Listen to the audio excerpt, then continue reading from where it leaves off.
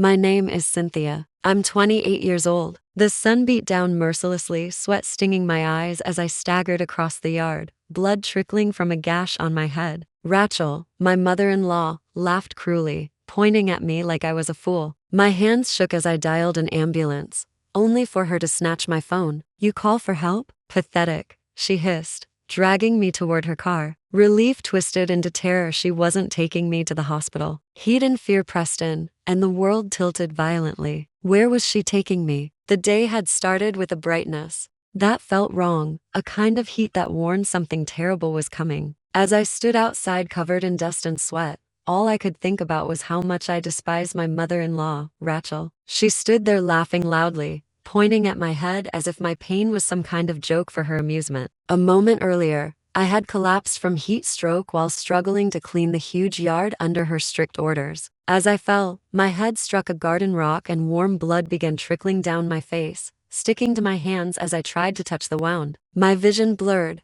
my stomach rolled, and the world spun so violently that even walking felt impossible. Driving anywhere was completely out of the question. So with shaking fingers, I called an ambulance. But the moment Ratchel saw the call history on my phone, she scoffed. "You called an ambulance for that? Young people today are such trouble," she sneered. "Because of idiots like you. The ones who really need help don't get it. You should have gone by yourself." Before I could reply, she grabbed my arm roughly, dragging my weak body upright and shoving me toward her car. Even though she humiliated me and called me filthy, a tiny part of me felt relieved that she was at least driving me to the hospital. I forced myself to speak. "Thank you for taking me," I murmured, still dizzy. "It's fine," she said carelessly. "You're supposed to get to the hospital on your own anyway." But as she kept driving, something felt wrong. The scenery outside wasn't familiar. She wasn't heading toward the hospital at all. "Wait, where are we going?" I asked, confused.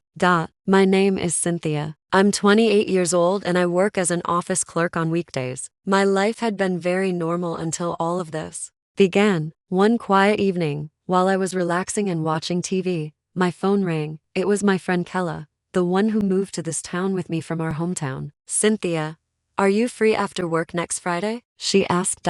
She and I usually met once or twice each month, so I agreed happily. She told me there would be a dinner party. At that dinner party, I met my future husband, Walter, 4 years older than me. We both loved traveling and we connected instantly as we shared stories about places we dreamed of visiting. We exchanged numbers, and after that, we talked every day, calling, texting, and meeting up on weekends. He was warm, gentle, and always made me laugh. 6 months later, we officially became a couple. 2 years after that, we got married. After the wedding, Walter was transferred for work and I quit my job to live with him. Because he worked at a big corporation, more transfers were expected in the future, so we started searching for a new place to move into. That's when his mother, Ratchel, called me. "Cynthia, do you have a moment?" she asked. "Yes, I do," I answered politely. "I heard you're moving. Would you consider living with us? It's hard for me to look after Theo alone, and having you with us would help." At first, we declined since Theo, my father-in-law, wasn't seriously injured. But he was such a kind and gentle man, and we worried about him, so in the end, Walter and I agreed to move in. Their house was incredibly big enough to be a small guest house. Space would never be a problem. I had met Theo many times when Walter and I were dating and we bonded easily, especially over our shared love for sweets. But about a month after we moved in,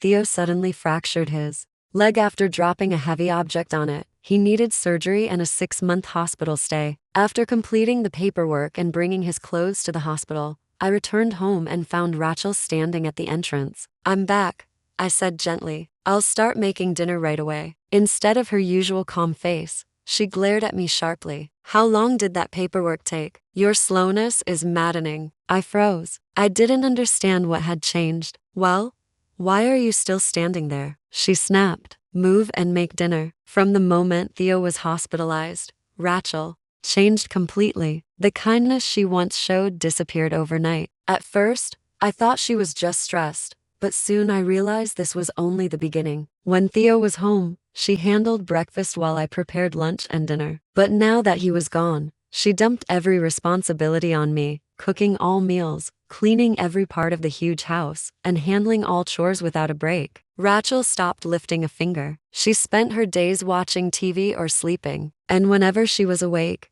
she found something to criticize. The food is too salty. You didn't clean well. The floor looks dirty. Cleaning such a big house was exhausting, but the worst part was maintaining the garden and the field outside. Both were enormous and weeds grew endlessly. Before they had hired a service to do the work. Now everything fell on me alone. If I missed even a single weed, she scolded me harshly. I tried to endure it, but I worried that if this continued, I would never be able to have the peaceful home life I hoped for. So, I talked to Walter. He believed me and warned his mother gently, but Ratchel only grew worse. Look at you, she spat. You don't even do your chores properly, yet you turn Walter against me. If Cynthia just worked more efficiently, there wouldn't be any problem. But no, instead you're trying to make me look like the villain. What a heartless daughter-in-law. No matter what I said, she refused to listen. So Walter and I decided to move, but we missed the early spring moving season. Most apartments were too far from Walter's job, so we applied for a new building that would be completed soon. Then summer arrived. One morning, I woke up early to the sound of cicadas buzzing loudly. I prepared breakfast for Walter and Ratchel. After Walter left for work, I tried to return to my room, but Ratchel blocked my way, throwing hurtful remarks at me, complaining about breakfast, the dishes, anything she could dot. As I lowered my head and tried to slip past her, I heard a car engine outside. Thinking Walter had already left for work, I didn't expect what came next. Ratchel suddenly shoved me hard. I fell outside the entrance, landing painfully on my backside. She tossed a garbage bag at me. Today you're cleaning the garden in the field. Don't even think about coming back inside until you finish, she ordered, laughing as she locked the door. I knocked and waited, but she ignored me. I ran to the back door locked. Then I circled the entire house, every window locked tightly because I was just seeing Walter off. I had no wallet and no phone. I felt helpless. Ratchel appeared at the living room window, smirking. Still standing there. Start cleaning. If you water later. Before I reached her, she snapped the window shut and locked it again.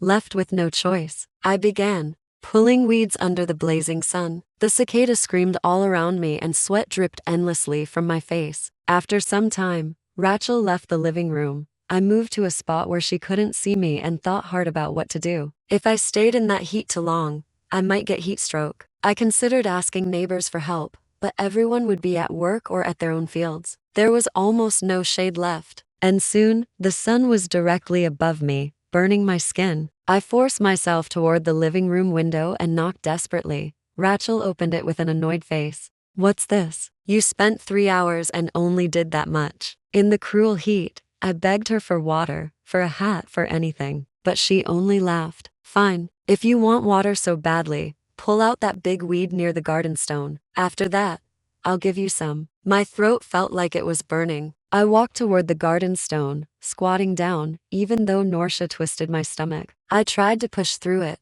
but my body had reached its breaking point. And then instead of squatting, I collapsed towards the garden stone touching my instantly aching head. I saw blood from where I must have hit it on stone. At that moment, I heard Ratchel scream rushing over hastily. She saw my blood and backed away. We're going to the hospital. Grab your insurance card and come to the car, she yelled. Before hurrying back to the entrance, I entered living room, grabbed my wallet and mobile phone, and called an ambulance. I was finally relieved to hear they would arrive quickly. Moving to the parking lot was impossible as my consciousness began to fade. I crawled onto the cold flooring, feeling a chill over my entire body, took deep breaths until suddenly I was bowled by the arm. I won't allow you to hear. We need to get to the hospital quickly, Ratchel said, pulling my arm and forcing me to walk to the parking lot despite my nausea and desire to wait for ambulance. Rail wouldn't listen. She chefily pushed me into the back seat. Tan started driving, roughly holding onto my mobile phone. I noticed the scenery outside the window was wrong. We were not heading towards the town with the hospital but into the countryside,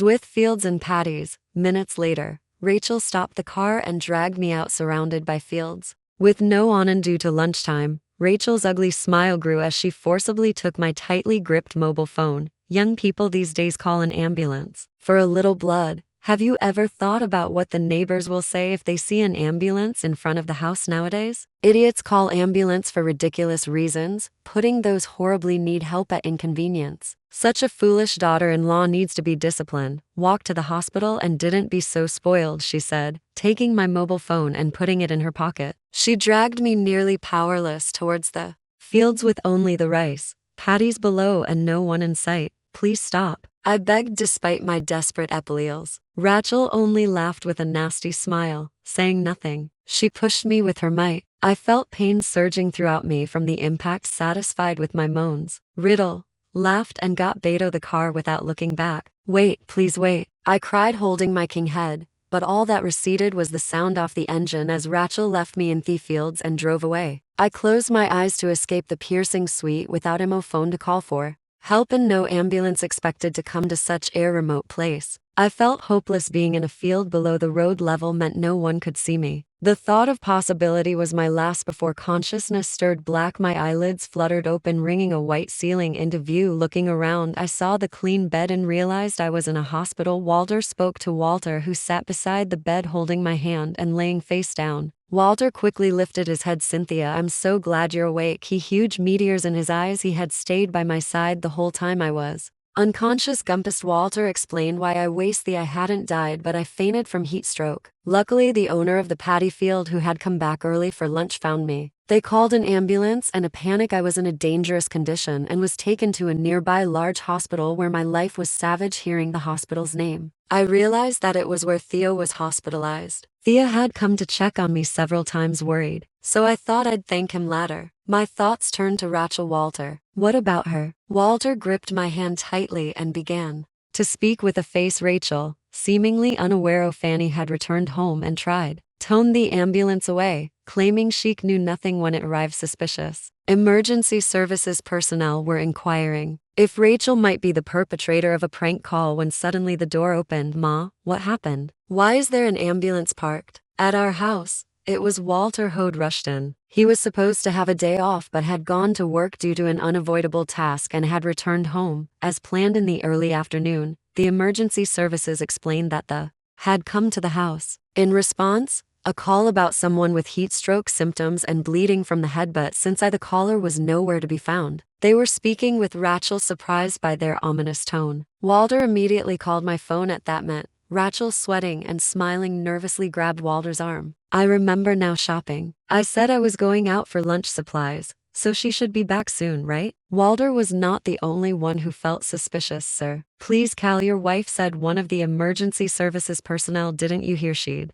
be back soon? As soon as the emergency services person said that, lunged at them, confronting the man aggressively. Meanwhile, Walter dialed Mayo phone. The ringtone from my phone be heard coming from Rachel's pocket. This is my ringtone, I had Cynthia Leon, and set the same tone. What coincidence that I'm getting a call at this very moment. Mom, show me your phone. Walter pressed Ratchel, who was rapidly making excuses. Frustrated by Rachel's act of ignorance, Walter forcibly reached into her pocket and pulled my mobile phone out. He glared at her. Ratchel let out a small scream and ran up to the floor as if fleeing from Walter, chasing. Immediately, Ratchel slipped just before reaching the top of the stairs. Sand tumbled down her legs, bending in clearly unnatural direction. Ultimately, Rachel, crying from the pain in her legs, was too preoccupied to speak about me. The emergency services safety would contact the police to start a search, and Walter readily agreed. Uniblata leave. Ral in that state, they reluctantly took her to the hospital by car. Upon arriving at the hospital, Walter found me by chance. If I hadn't been at hospital, they were planning to contact me after I woke up to hear what happened.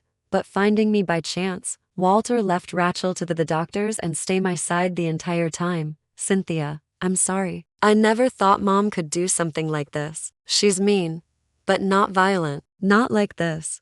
I'm really sorry for putting you in danger. I'm just glad you're alive. Walter apologized with tears streaming down his face. Fortunately, the cut on my head wasn't serious and the bleeding had stopped by time I was brought to the hospitality. Heat stroke was more severe and I was still on N4, but it was nearly finished. If there were no dizziness or other symptoms, I could go home. Thinking about returning to that house made me feel heavy. Then I wondered what had come of Ratchel since coming to the hospital. It's not your fault. Walter Booty can't live with her anymore. What happened to her? I asked while stroking Walter's crying back. Walter, looking slightly uncomfortable, replied, "Actually, she's in the room next door due to bed availability." Ratchel was currently next door. I could feel my heart racing considering what might have happened if I hadn't been found. The thought made mesh of her with fear and anger. "Mom broke both her legs and will be hospital as ever." "Oh well, she's definitely being punished," Walter said. With a grim face, I couldn't stay silent. "Walter, I'm going to Rachel's room now," I said as I got out off to stable on my feet. Walter accompanied to the next room. The room was empty except for Ratchel. I walked up to her. But Dan said,